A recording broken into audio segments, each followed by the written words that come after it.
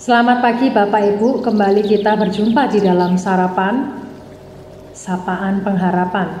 Dan pagi ini kita akan merenungkan sebuah tema, cara menangkis rasa lunglai. Mari bersama sebelumnya kita berdoa. Tuhan Allah Bapa, terima kasih untuk istirahat malam yang Tuhan berikan pada kami, dan pagi ini kami boleh kembali bangun dengan bugar dan dengan kesehatan yang dari Tuhan berikan. Saat ini maka kami mau merenungkan firman-Mu ya Tuhan. Berbicaralah kepada kami, karena kami bersedia dan sukarela di dalam tuntunan firman-Mu. Demi Yesus Kristus kami berdoa. Amin. Menangkis rasa lunglai Bapak Ibu terambil dari Nehemia 4 ayat yang ke-10. Berkatalah orang Yehuda, kekuatan para pengangkat sudah merosot dan puing masih sangat banyak. Tak sanggup kami membangun kembali tembok ini. Nah Bapak Ibu, rasa keputusasaan, rasa kelunglaian itu dapat disembuhkan. Nah ketika saya putus asa, Bapak Ibu juga tahu bagaimana saya juga terhibur akan firman Tuhan dari Mazmur dan juga dari Nehemia ini, yaitu seorang pemimpin besar Israel kuno ini mendapati bahwa ada 4 pemicu dari keputusasaan. Yang pertama, Bapak Ibu ataupun juga saya merasa lelah. Nah kita menjadi lelah sama seperti yang dirasakan oleh para pekerja dalam Nehemia 4 ayat yang ke-10. Kekuatan para pengangkat sudah merosot dan puing masih sangat banyak. Tak sanggup kami membangun kembali tembok ini. Nah Bapak Ibu, ternyata manusia itu bisa habis tenaganya ya. Pun kita tidak dapat membakar lilin di kedua ujungnya. Jadi ketika kita putus asa Bapak Ibu, kita tidak perlu mengubah apapun yang penting dalam hidup Anda. Sebab mungkin jawabannya adalah kita hanya perlu istirahat. Terkadang hal paling spiritual yang bisa Anda lakukan adalah tidur. Dan yang kedua Bapak Ibu, kita ini menjadi frustasi. Nehemia berkata bahwa masih ada begitu banyaknya puing di sekeliling kota, begitu banyaknya sehingga menghalangi pembangunan kembali tembok itu. Dan apakah kita juga memiliki puing-puing itu dalam hidup kita?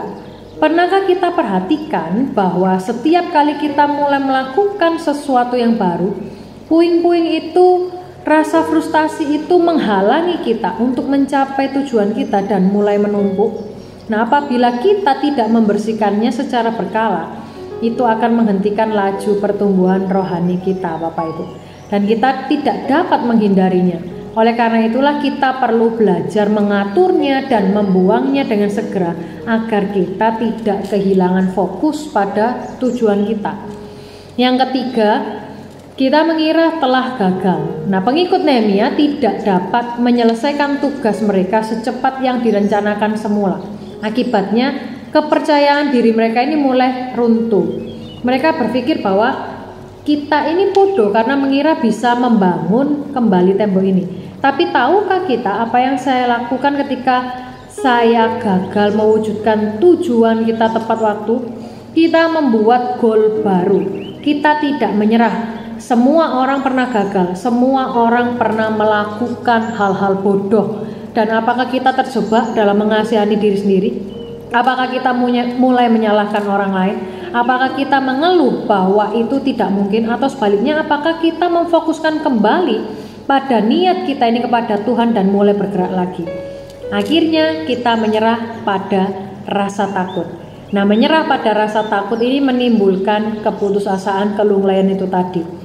Nehemia 4 menunjukkan bahwa orang yang paling terpengaruh oleh ketakutan ialah mereka yang bergaul dengan orang-orang negatif.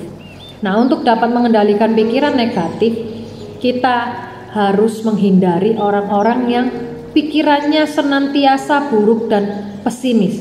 Mungkin kita berkecil hati karena takut dan berseru, aku gak bisa menanggung ini, aku gak bisa karena terlalu banyak tanggung jawab yang harus diemban, apapun itu. Tapi ketika kita memilih untuk melawan keputusasaan dan kelunglaian kita, mengalihkan pandangan kita dan menujukannya kepada Tuhan, maka kita tidak akan terjebak di dalam rasa lunglai dan juga keputusasaan. Mintalah Tuhan untuk membantu kita mencari tahu alasannya, mengatasinya, dan mulai bergerak maju dengan percaya diri.